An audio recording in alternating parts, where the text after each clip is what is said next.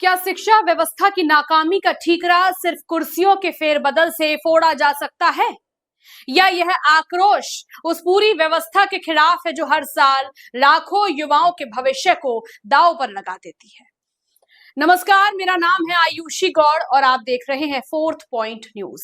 Paper leak के महाघोटाले और राष्ट्रव्यापी हंगामे के बीच जब केंद्रीय शिक्षा मंत्री धर्मेंद्र प्रधान के इस्तीफे की मांग तेज हुई तो देश के बौद्धिक केंद्र जवाहरलाल नेहरू विश्वविद्यालय के गलियारों से उठी चिंगारी ने एक बार फिर राष्ट्रीय राजनीति को गरमा दिया है।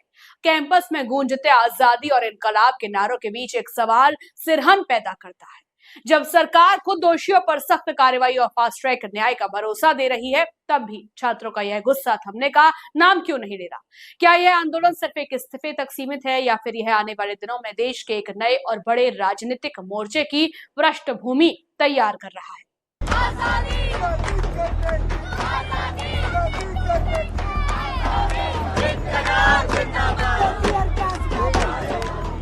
रात का अंधेरा, हाथों में जलती मशालें और जेएनयू कैंपस में गूंजते ये नारे।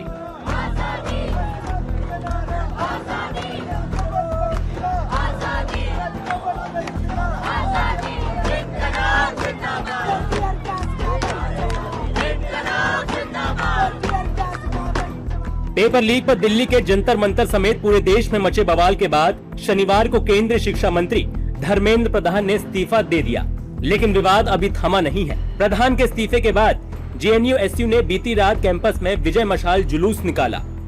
हजारों छात्र कैंपस में इकट्ठा हुए, हाथों में बैनर और पोस्टर थे और जुबां पर सरकार के खिलाफ नारेबाजी।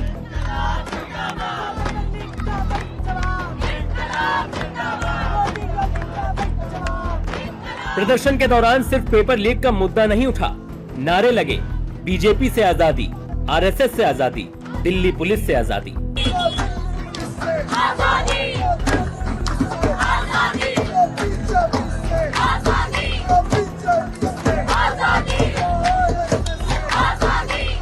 छात्रों ने पुलिस पर लाठीचार्ज और टीयर गैस के इस्तेमाल का आरोप लगाया और गिरफ्तार छात्रों की रिहाई की मांग दोहराई।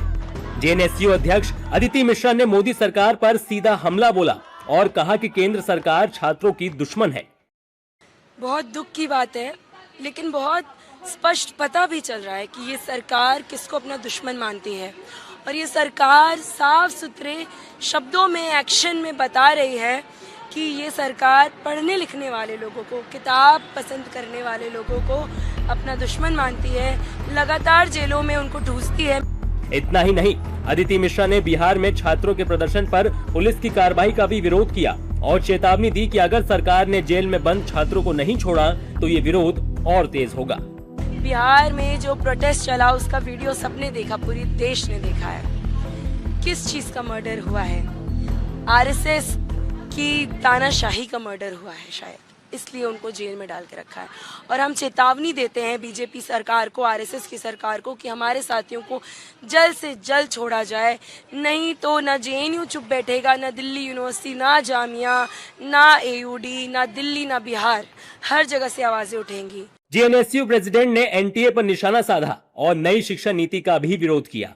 एनटीए के खिलाफ, एनटीए जो है वो जड़ है पूरा निजीकरण का। एनटीए को जाना है, नीट को जाना है, उसके साथ साथ नई शिक्षा नीति को जाना है, उसके साथ साथ विकसित भारत शिक्षण अधिष्ठान जो ये लाने वाले हैं उसको भी इन्हें वापस लेना पड़ेगा। हम अपने शिक्षा के साथ खिलवाड़ अब बर्दाश्त नहीं करेंगे।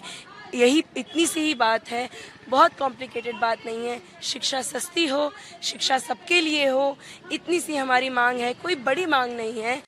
उधर प्रधानमंत्री मोदी और बीजेपी सरकार का कहना है कि पेपर लीक के दोषियों पर कड़ी कार्रवाई होगी। सरकार पहले ही सख्त कानून, fast track court, task force और छात्रों के हित में हर जरूरी कदम उठाने की बात कह रही है। बावजूद इसके ऐसे में इन सरकार विरोधी नारों को देखकर सवाल उठना लाजमी है, क्या अब आंदोलन सिर्फ पेपर लीक तक सीमित है या फिर इसका दायरा राजनीतिक विरोध तक पहुंच चुका है?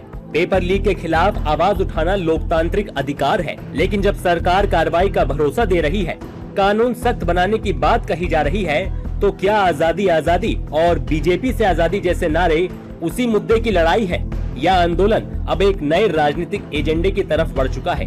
क्या जेएनयू में उठी ये आवाज छात्रों के भविष्य की लड़ाई है या फिर एक बार फिर कैंपस वैचारिक टकराव का अखाड़ा बनता दिख रहा है?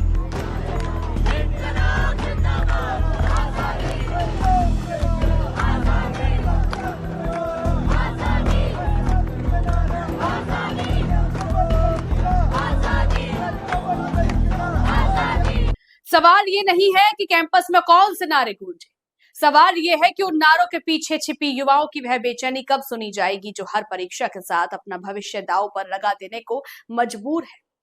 धर्मेंद्र प्रधान के इस्तीफे और जेएनयू की इन सुलगती मशालों ने यह साफ कर दिया है कि देश का युवा अब केवल खोखले आश्वासनों से संतुष्ट होने वाला नहीं है। भले ही सरकार एनटीए में सुधार और दोषियों के लिए जेल के दरवाजे खोलने का दावा कर रही हो, लेकिन छात्रों का सड़क पर उतरना इस बात का प्रमाण है कि विश्वास की यह डोर अब काफी हद तक कमजोर हो चुकी है। यदि समय रहते शिक्षा प्रणाली के इन बुनियादी फोड़ों का स्थायी इलाज नहीं ढूंढा गया तो यह छात्र आक्रोश मात्र एक तात्कालिक विरोध बनकर नहीं रहेगा, बल्कि यह भारतीय राजनीति के फलक पर एक नया और अमिट अध्याय लिख सकता है। आपको क्या लगता है? अपनी राय कमेंट में जरूर बताइए और जुड़े रहिए फोर्थ पॉइंट न्यूज के साथ। नमस्कार।